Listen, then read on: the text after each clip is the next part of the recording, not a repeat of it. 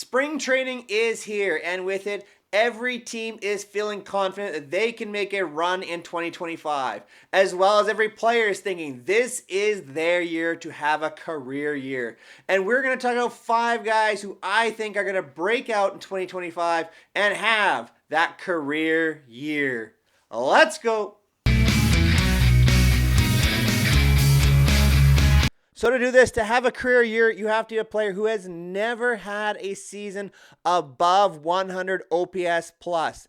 That is the definition of a breakout player. And kicking it off is our number 5 guy from the Baltimore Orioles, Jackson Holliday. Now, Jackson Holliday has been touted as a superstar, but he had an awful 2024 season, and the hope is he can rebound and really start to progress as the young star that he is in Baltimore. What I love about Holliday, he really stays back on the ball well, drives it all over the field with a very, very quick swing. But as we saw in 2024, he really struggles with velocity in the top of the strike zone. The high fastball really ate away at Jackson Holliday in 2024. He's going to have to make vast improvements in this area, and that led to him flailing away at a lot of breaking pitches down in the zone and out of the zone. That tunneling effect that is just so much better in the major leagues. High fastball, low breaking ball. That sequence really gave Jackson Holliday problems.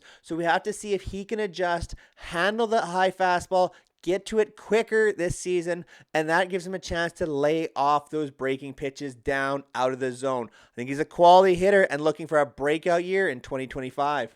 Another guy to look out for, our number 4 guy, is going to be Bryce Terang of the Milwaukee Brewers. Now, Terang made a lot of progress last year, but he still was not league average, and I think this is the year he gets to it and even exceeds it. Terang rarely swings and misses, great contact hitter, really improved on fastballs in 2024, a big jump there, and looking for an even bigger jump in 2025. The ability to hit the fastball is going to lead to more breaking pitches, and Terang has done okay with those, but the ability to hit the fastball is the key here.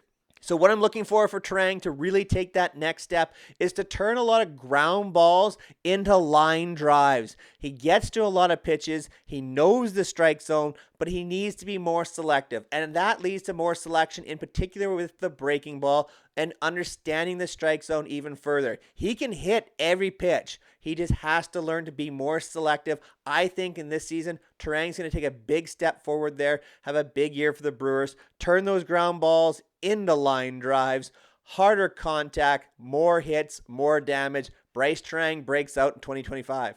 Our number 3 guy is another young player, Colt Keith of the Detroit Tigers. Now, part of what I'm looking for in terms of Colt Keith this year, he really struggled defensively. And I know this is all about offense, but Keith just really never found the groove at second base. It looks like he's going to playing a lot more first base this season for the Tigers, probably DHing a little bit more.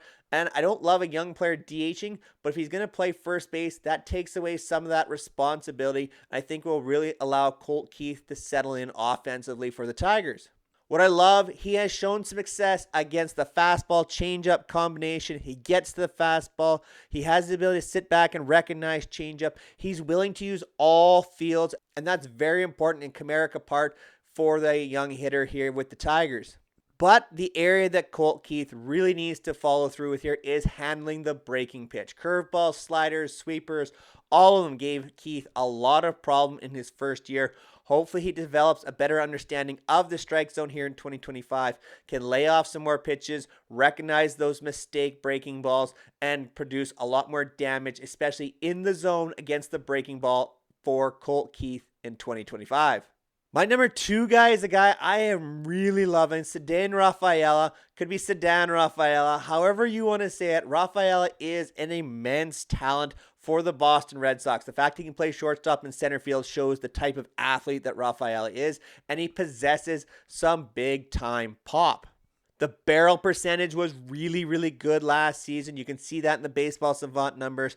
And he performed really well in late close games. So he has that knack of really coming through in the clutch and can really help Rafaela step forward this season.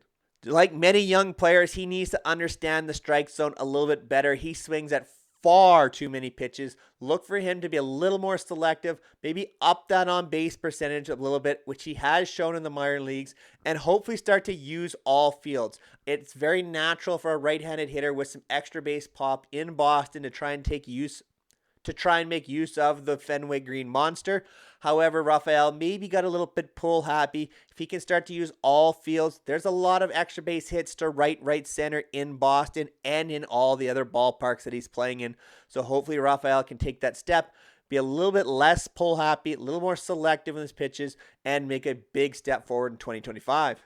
And lastly, my number one player to break out as a hitter this season, 2025, Jung-Hoo Lee of the San Francisco Giants.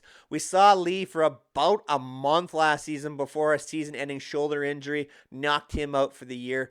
But in that time, Jung-Hoo Lee really showcased those contact skills, and his slugging numbers suggest there's maybe some more extra base potential in his bat than originally thought when he came over from Korea.